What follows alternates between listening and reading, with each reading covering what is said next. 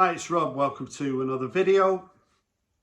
On this video I want to be showing records with a theme of London, because this is a contest entry.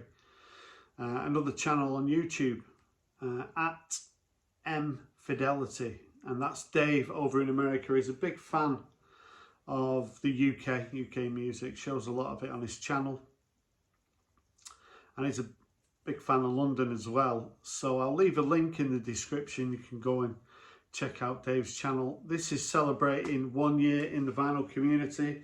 I'm coming up to 7 years in the vinyl community, so yeah, and it gets better all the time. So I know Dave's really enjoying having a channel. So the first question is, he wants us to show an album or a song with London in the title. So I thought I'd show this box set. One of the good things about when you get these sort of contests and threads, it gets you digging records out of your collection, and this is one that's been on the shelf for a while. Joe Strummer 001. This came out in 2018, so 16 years after Joe's death.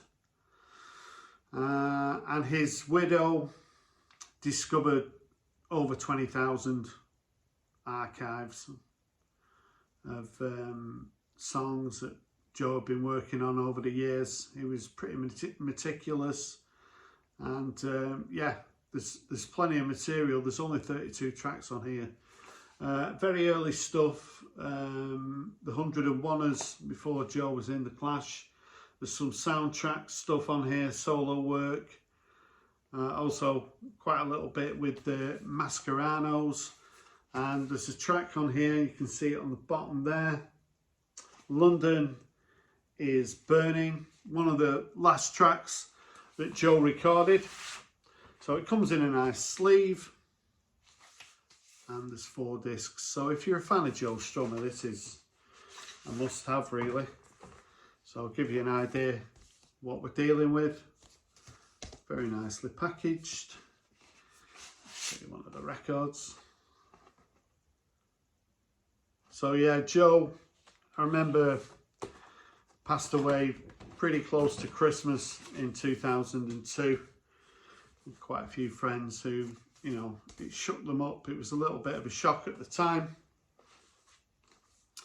when Joe passed away. But this is a really nice box set. If you ever see it, I recommend it. Comes in a nice sleeve. And a nice picture of Joe that was taken as part of his driving license when he was over in California in 1990. That was the photograph that he used. The second question, Dave wanted us to show a live album recorded in London. So I thought I'd take the opportunity to show this live album celebrating the BBC's 100th year anniversary. So that was in 1922. So this was recorded in 2022. Came out in 2023.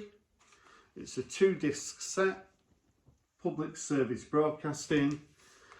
This New Noise is what it's called. I've got a number of records by Public Service Broadcasting, a trio, they're London based. And this is at the Royal Albert Hall with Jules Buckley. If you want to watch this, it's on YouTube, you can watch it. So much music came over the years, of course, from the BBC. So this is a unique opportunity to celebrate 100 years of the BBC. Comes on 2 discs. And yeah, so many people in the orchestra, it's absolutely crazy, but it's a really good event. And I thought I'd show a little bit more of the Public Service Broadcasting that I've got in my collection. I've also got this one, the White Star Liner EP, which is themed around the Titanic, so all about how the people who worked on it and the people who perished on it as well. And this is a really good listen, very moving. And that's it with Public Service Broadcasting. If you're not aware of them, they use sort of library footage and films, dialogue, to build up a picture of different events. So this record, Every Valley, revolves around South Wales mining industry, all the people who sort of worked in the mines in the 40s and 50s in the UK. A lot of people perished. This is very moving. Welsh male voice choir, and I think James Bradfield from the Manic Street Preachers is involved in this. This is a great record, and this is their debut record. Inform, educate and entertain. This is a great listen as well. This sort of talks about what the UK was like in between the wars. Really good listen. Third question, Dave wants us to show a record with London Street. So I've gone for the Jam, A Bomb in Water Street, double A-sided single that came out in 1978 from the album On My Cons. I've never actually been on Water Street. I think it's around the Soho area, but it's one of my favourite tracks from the album, and in fact it's one of my favourite Jam songs. The Jam used London quite a lot in their early career. Carnaby Street, the B-side to All Around the World, and London Traffic, which is a track on the Modern World. But yeah, this is one of my favourites, A Bomb in Water Street from 1978. Dave wants us to show an album cover with a photograph of London.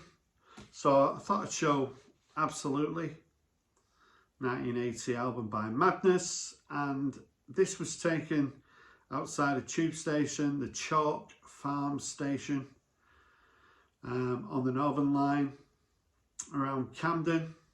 So when you think of Madness, a lot of their songs revolve around sort of being in the London area. A lot of the videos were shot around London as well. There's a mock-up there of Cairo East with some photographs of the band. I'll show you the record. So yeah, the second album by Madness, featuring two of my favourite tracks, Embarrassment and Baggy Trousers. But I've never actually been to the Chalk Farm tube station. It's just somewhere I've never been. I mean, I'm sure most people watching this video have been on the London Underground, and you know, you're like sardines on there, aren't you? But yeah, pretty iconic. Madness outside the tube station. And finally, Dave wants us to talk about a monument in London, an area in London.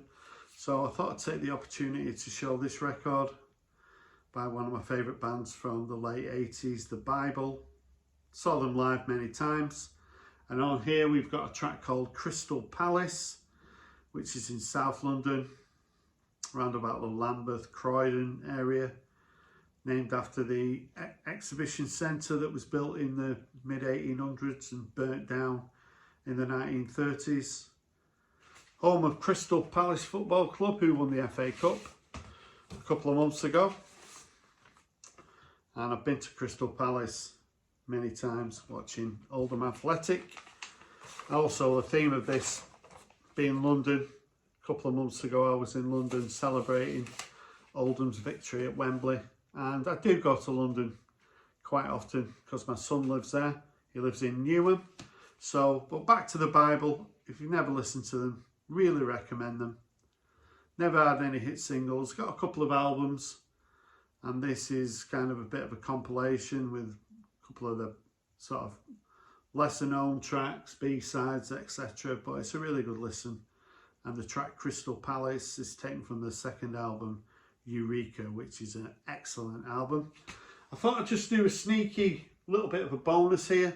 So I do have this picture in my house, which is like a montage, a really colourful painting of London. A lot of sort of singers are on here as well, like Bowie, Amy Winehouse, the bands like the Who and the Stones. We've got Big Ben there, London Taxis, London Bus, HP Source, London Eye, the Beatles. We've got the Beatles there. Crossing Abbey Road. I went there last year for the first time. We've got London Underground there. We've got the Union Jack somewhere. Got to have the Union Jack. Here Comes the Sun. Got the Crown there. Lots of different monuments in London are mentioned on here. Got the phone box there. I think we've even got the Yellow Submarine. There we go. Waterloo Sunset. Oxford and Cambridge boat race.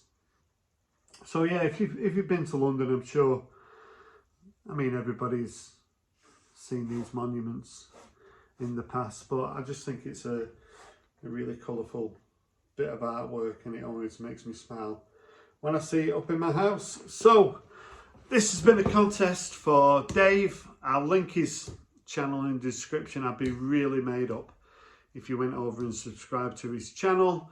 If you've got any comments about what I showed in this video, I'd love to hear from you. Thanks for watching, and bye for now.